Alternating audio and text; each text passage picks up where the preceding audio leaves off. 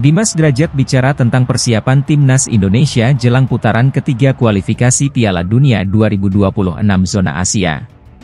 Di ajang tersebut skuad Garuda masuk dalam grup dan akan bertemu dengan Jepang, Australia, Arab Saudi, Bahrain, Cina. Ujian pertama bagi Indonesia akan dihadapi saat melawan Arab Saudi pada 5 September mendatang. Menghadapi lawan kuat, Shin Tae-yong diprediksi akan menambah kekuatan dengan memanggil pemain keturunan. Jens Raven jadi nama terakhir yang resmi menjadi WNI dan saat ini bertugas di Timnas U19 Indonesia. Dimas Derajat menjelaskan, ada pemain keturunan lain yang akan segera bergabung. Namun, dia tidak memberikan detail pemain yang dimaksud tersebut. Menurutnya, hadirnya pemain tersebut akan disambut positif demi menambah kekuatan tim. Apalagi, Shin cukup selektif untuk memilih pemain yang berada di skuad Garuda. Mungkin saya dengar masih ada pemain keturunan lagi ya. Sesama pemain Indonesia yang berusaha keras, kata Dimas Derajat kepada media. Pemain yang sudah mencatatkan 13 caps di timnas senior ini menilai bahwa laga kualifikasi Piala Dunia akan berjalan sengit. Dia cukup mewaspadai kehadiran Jepang yang akan jadi lawan skuad Garuda. Pada pertemuan terakhir Indonesia kalah dengan skor 3-1 di Piala Asia 2023. Sangat menarik ya apalagi ada Jepang. Saya harap kita bisa maju bersama-sama, ujarnya. Melihat kans Indonesia, pemain anyar Persib Bandung ini cukup optimis. Menurutnya, posisi ketiga klasemen bukan hal yang mustahil mereka dapatkan. Nantinya, dua tim terbaik akan otomatis lolos ke Piala Dunia 2026. Sementara itu, posisi 3 dan 4 akan menjalani kualifikasi putaran keempat. Kalau saya pribadi di posisi ketiga, meyakinkan untuk kita, kata Dimas.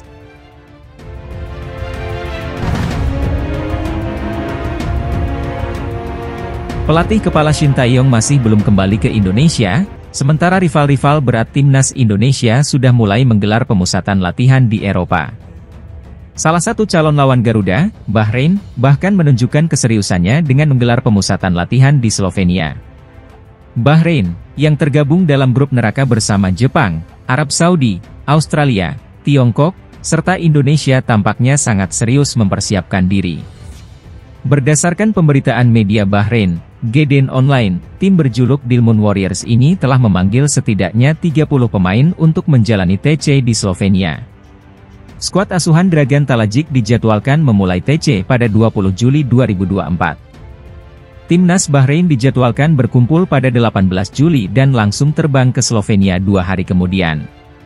Bahrain akan menjalani program pelatihan selama 2 minggu di Maribor, Slovenia, dari 20 Juli hingga 2 Agustus, tulis GDN Online yang dikutip pada Minggu, 14 Juli 2024.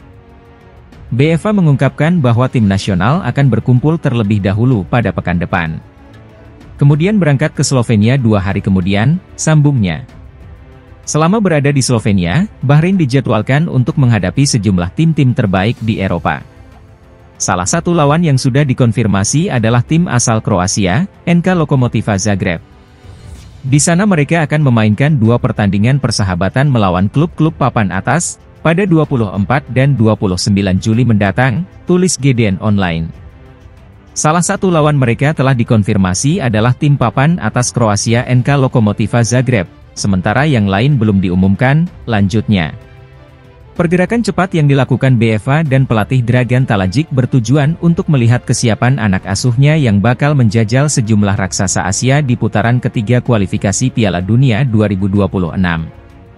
Langkah ini menunjukkan bahwa Bahrain tidak main-main dalam persiapan mereka dan siap memberikan perlawanan keras di babak kualifikasi.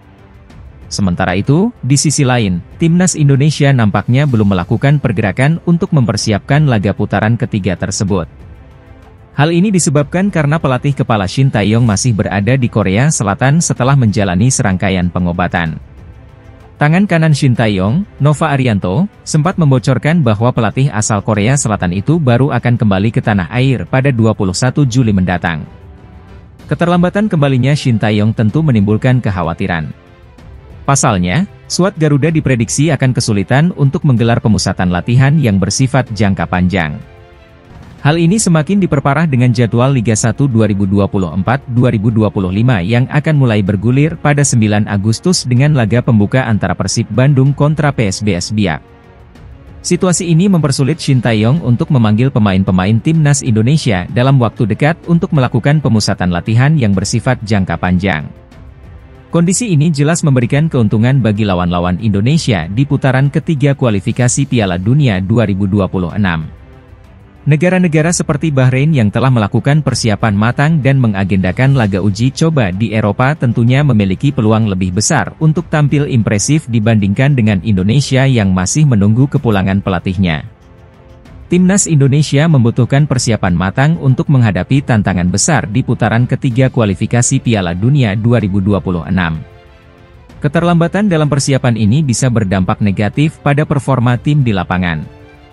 Oleh karena itu, kehadiran Shin Tae-yong di Indonesia secepatnya menjadi krusial agar persiapan timnas Indonesia dapat berjalan dengan baik dan sesuai rencana. Di tengah kekhawatiran ini, PSSI diharapkan dapat mengambil langkah cepat dan strategis untuk memastikan persiapan timnas Indonesia tidak terganggu. Pemusatan latihan yang terencana dengan baik dan laga uji coba melawan tim-tim kuat akan sangat membantu meningkatkan performa dan mental bertanding skuad Garuda. Dalam situasi yang tidak ideal ini, para pemain dan staf pelatih harus tetap menjaga semangat dan fokus untuk memberikan yang terbaik.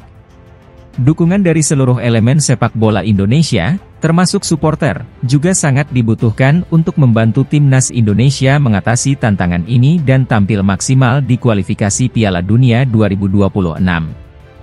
Harapan besar masyarakat Indonesia ada di pundak Shin Tae-yong dan skuad Garuda. Semoga dengan kembalinya pelatih asal Korea Selatan tersebut, persiapan timnas Indonesia dapat berjalan lancar dan menghasilkan prestasi yang membanggakan di kancah internasional.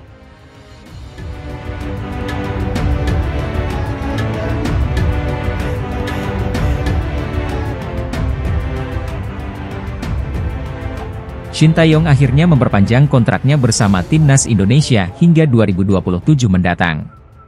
Bukan hanya kebahagiaan yang dimiliki oleh pecinta sepak bola tanah air tapi juga warga Korea Selatan karena Shin Tae-yong mampu memberikan perubahan positif bagi timnas Indonesia. Namun sorotan pun diberikan oleh media Korea Selatan, Sportsan soal target yang harus dicapai Shin Tae-yong bersama timnas Indonesia. Alih-alih memberikan target lolos ke Piala Dunia 2026, ternyata PSSI justru memberikan target agar Shin Tae-yong mengangkat peringkat timnas Indonesia di atas 100 pada ranking FIFA. Peringkat Indonesia di ranking FIFA saat ini ada di posisi 134.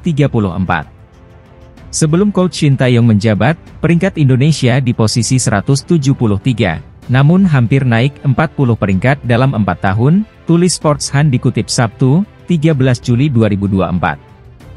Kini Shin Tae-yong memiliki durasi 3 tahun kontrak untuk bisa membawa timnas Indonesia peringkat 2 digit di masa jabatan barunya. Sportsan menyoroti bahwa target timnas Indonesia untuk tembus 100 besar adalah hal yang realistis. Padahal, tinggal selangkah lagi timnas Indonesia lolos ke Piala Dunia 2026 mengingat Marcelino Ferdinand CS akan memulai perjuangan mereka di putaran ketiga kualifikasi. Shin Tae-yong diperkenalkan secara